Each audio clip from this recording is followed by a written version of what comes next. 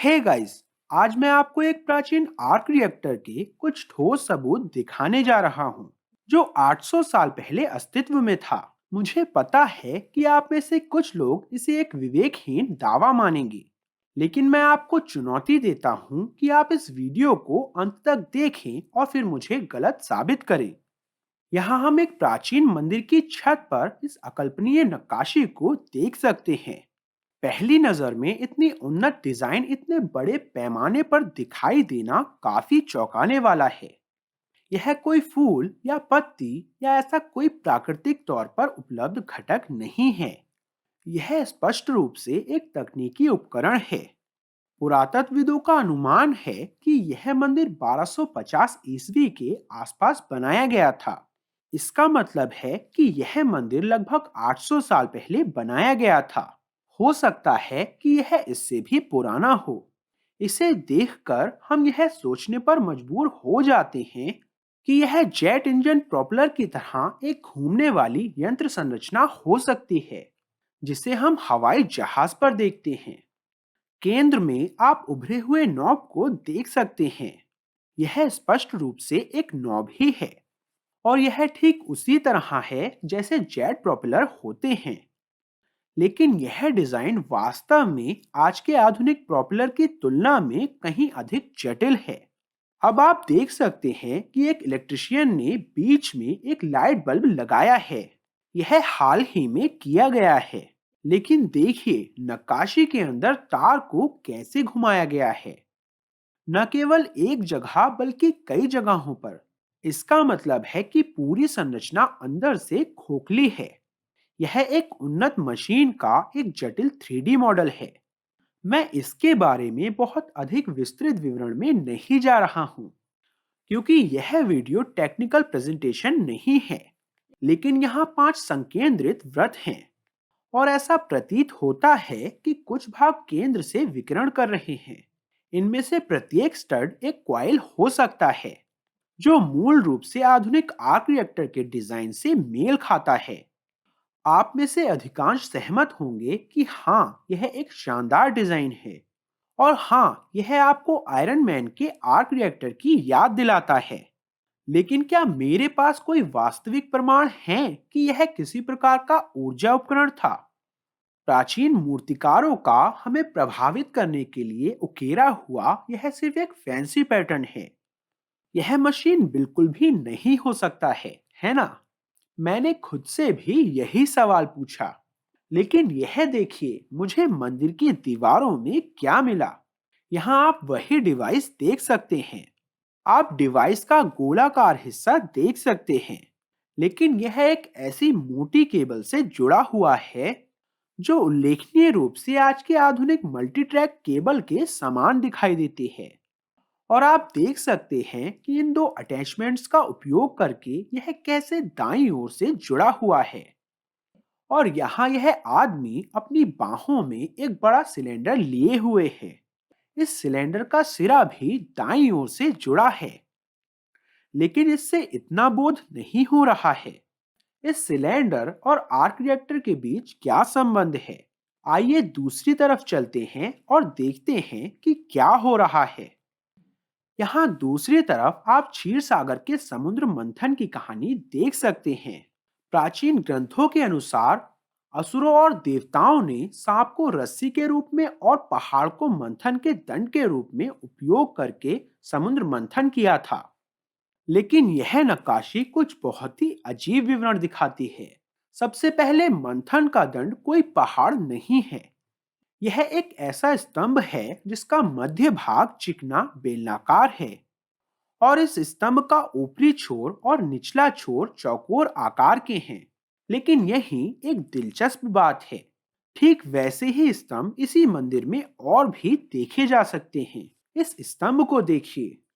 इसमें सबसे ऊपर एक चौकोर आकार है, और एक चौकोर आकार का तल है, और एक चिकना बेलनाकार मध्य भाग है। और आप इस केंद्रीय भाग को देखिए। पुरातत्वविद पुष्टि करते हैं कि ये घूमने वाली लेथ मशीन द्वारा बनाए गए टर्न मार्क्स हैं। लेकिन शायद प्राचीन निर्माता हमें दिखा रहे हैं कि ये निशान वास्तव में कैसे बने होंगे। वे कैसे घूमते थे, या मैं कहूँगा कि उन्होंने किस तरह स्तंभ को स्वयं इस आकार में मथने के लिए इस्तेमाल किया। लेकिन देखिए, इस बड़े आकार वाले स्तंभ के ठीक ऊपर क्या है? एक बड़े आकार वाला आर्क रिएक्टर। क्या यह संयोग है कि उन्होंने इस विशाल स्तंभ के ठीक बगल में एक बड़े आकार वाला आर्क रिएक्टर लगाया है? और अब इस आर्क रिएक्टर को देखें, जो इस स्तंभ को घुमाने वाली रस्सी से सीधे जुड़ा है। निश्चित रूप से यह किसी प्रकार की मशीन है, जो प्रभावी ढंग से मथने के लिए रस्सी से जुड़ी हुई है।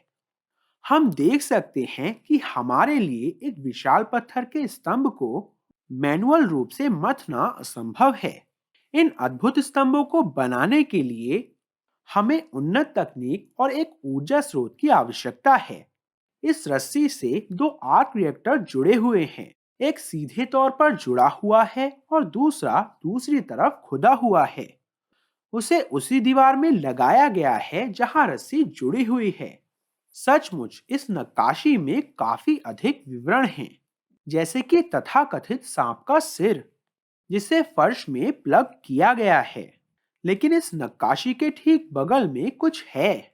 यहाँ एक आदमी एक शेल्फ से वृत्ताकार आर्क रिएक्टर को बाहर निकाल रहा है। यह किस तरह का उपकरण था? प्राचीन निर्माताओं ने इसका इस्तेमाल कैसे किया होगा? यहाँ आप देख सकते हैं कि वह एक बड़ी ढाल पकड़ा हुआ एक सैनिक है, लेकिन वह एक लंबे बेस से जुड़ा एक विशाल आर्क रिएक्टर भी पकड़े हुए है। यह दिलचस्प है क्योंकि जरा अंदाजा लगाइए कि आज के सैनिक दूर दराज के इलाकों में जाते समय क्या लेकर जाते हैं। बैटरियां।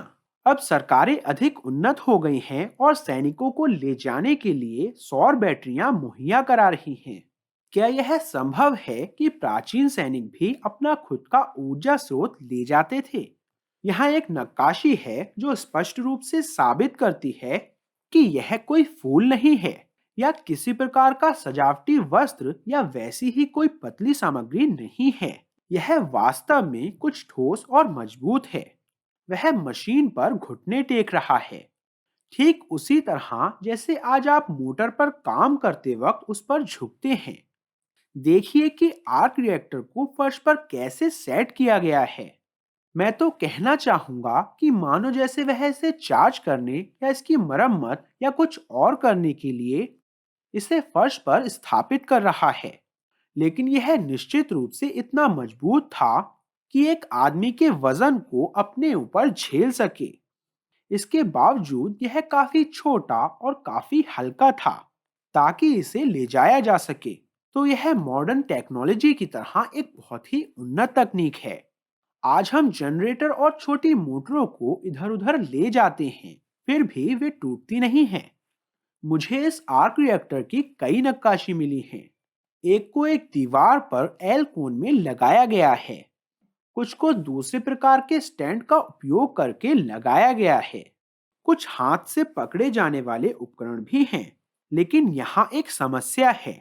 हर जगह हम जो आर्क रिएक्टर देखते हैं, यह सिर्फ फ्रंट व्यू है। हम नहीं जानते कि यह साइड से कैसे दिखता है। साइड व्यू देखने पर ही हम ज्यादा समझ पाएंगे। और इसी मंदिर में साइड व्यू भी उकेरे गए हैं। मैं तीन नक्काशियों को एक साथ दिखाने जा रहा हूँ। यहाँ पहली है, इसे ध्यान से देखें। और यहाँ दूसरी है, यह समान दिखती हैं, लेकिन इसमें कुछ अलग है। और यहाँ तीसरी नक्काशी है। मैं बहुत उत्सुक हूँ। क्या आप मुझे बता सकते हैं कि वे क्या है? पहली नक्काशी में आप एक बाड़े के अंदर रखे आर्क रिएक्टर का साइड व्यू देख सकते हैं। आप देख सकते हैं कि आर्क रिएक्टर कितना मोटा है। आर्क रिएक्टर मूल रूप से यह बड़ा सिलेंडर है जो व्यवस्थित संजोए हुए छोटे तार जैसे ट्यूबों के गुच्छे समान संरचना से बना होता है। लेकिन जो और भी दिलचस्प है वह है इसका हाउसिंग या एनक्लोजर जो इसे पकड़े रखता है।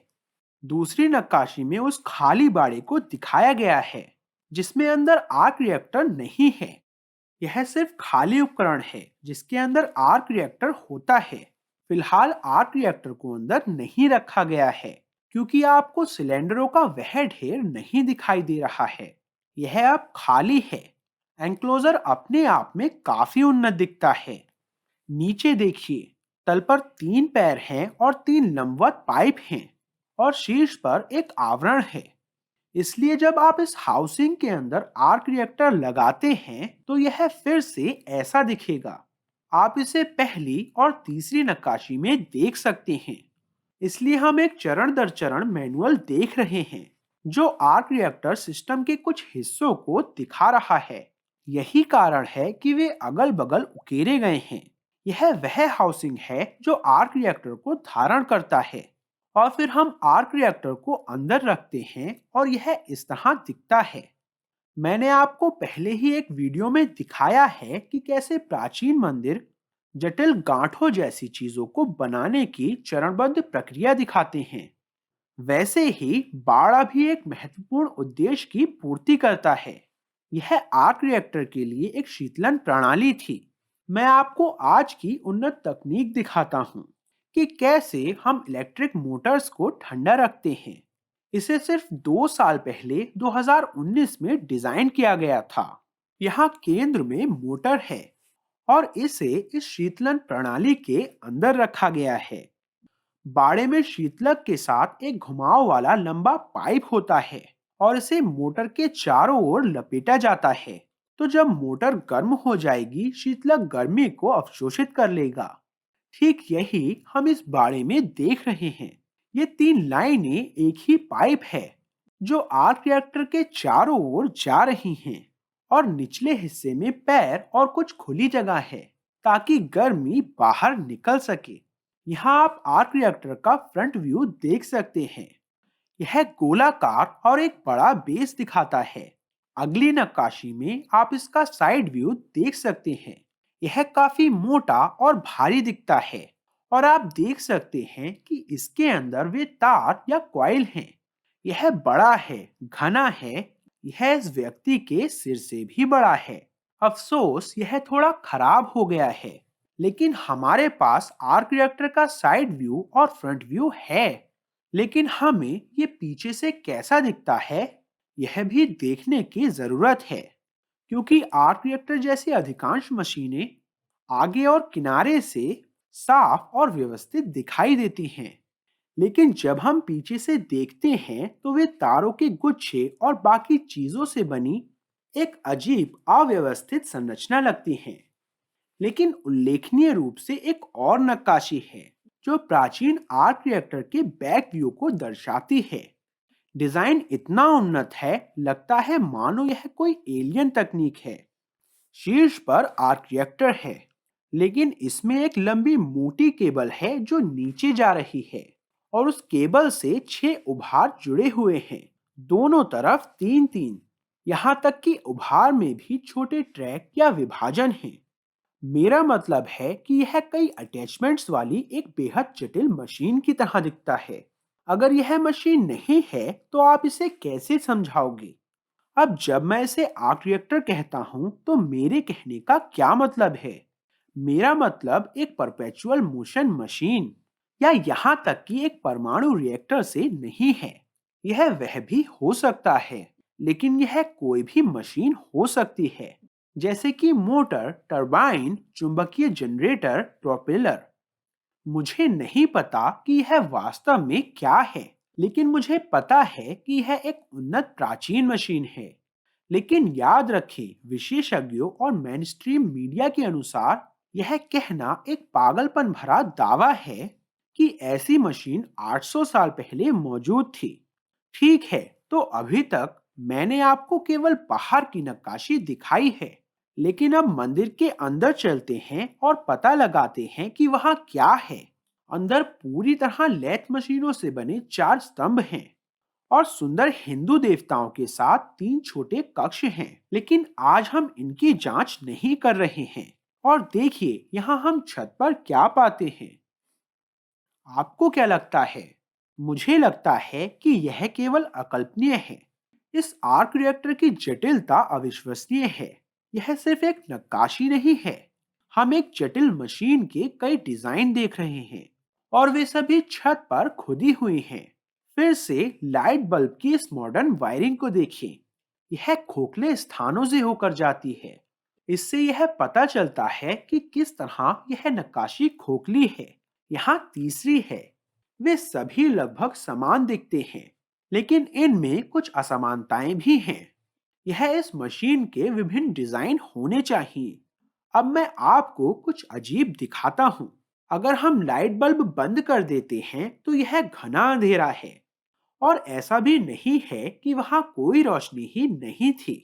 वास्तव में मैं उस समय अपने फोन के फ्लैश लाइट का उपयोग कर रहा था। क्या आप कुछ भी देख सकते हैं? कुछ भी नहीं, है ना? केवल एक चीज जो आप देख सकते हैं वह है सफेद गेंद जो लाइट बल्ब है। और यह कड़ी दोपहर के समय शूट किया गया था, जब सूरज का प्रकाश काफी उज्जवल था। इसलिए यदि प्राचीन निर्माताओं के पास बिजली के बल्ब या प्रकाश के स्रोत नहीं थे, तो इन नक्काशियों को देखना लगभग असंभव है। प्राचीन निर्माताओं ने इन अविश्वसनीय डिजाइनों को इतनी अंधेरी जगह में रखने का फैसला क्यों किया? क्या वे इसे एक रहस्य रखना चाहते थे, केवल किसी ऐसे व्यक्ति द्वारा खोजे जाने के लिए जो बहुत परिश्रम के साथ शोध में जुटा हो? क्या उन्होंने भविष्य की पीढ़ी को आर्क रिएक्टरों की तकनीक के बारे में सिखाने के लिए इन डिजाइनों को उकेरा था? आपने आर्क रिएक्टर के कई विशाल मॉडल देखे जो अविश्वसनीय रूप से जटिल दिखते हैं। आपने front view, side view, cooling station और बैक व्यू देखा है। शायद यह एक आर्क रिएक्टर ना हो, लेकिन यह निश्चित रूप से किसी प्रकार की उन्नत प्राचीन मशीन थी। मुझे नहीं लगता कि इस बारे में मेरे दिमाग में एक तिनका मात्र भी संदेह है। और आपके? कृपया मुझे अपने विचार कमेंट सेक्शन में बताएं। मैं प्रवीण मोहन। वीडियो देखने के लिए बहुत बहुत धन्यवाद। सब्सक्राइब करना ना भूलें और मैं आपसे जल्द ही बात करूंगा। बाय।